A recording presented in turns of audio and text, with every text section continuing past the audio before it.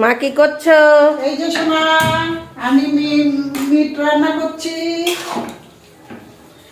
কিসের মাংস? এটা হলো খাসির মাংস মা। হ্যাঁ, তুমি খুব ভালো খাও, আমার ছেলে ভালো খায়, আমরাও খাই। তোমার একা কথা বললে তো হবে না। তাই আজকে মিট রান্না করব। টক হয়ে গেছে, ওলের তরকারি হয়ে গেছে।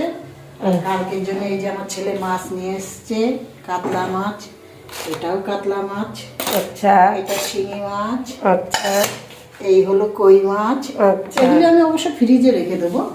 ফ্রিজে রেখে দিলে ওই রোজ একটু করে বের করে আমি করবো, কারণ রোজ রোজ তো ছেলেকে বাজারে পাঠানো যায় না। ওর জন্যে আমি মাছ টাছ তরকারিটাকে মোটামুটি 3-4 দিনে নিয়ে রাখি। আচ্ছা,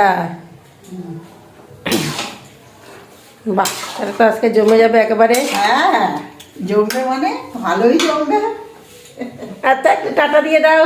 টাটা টাটা সোনামা, টাটা।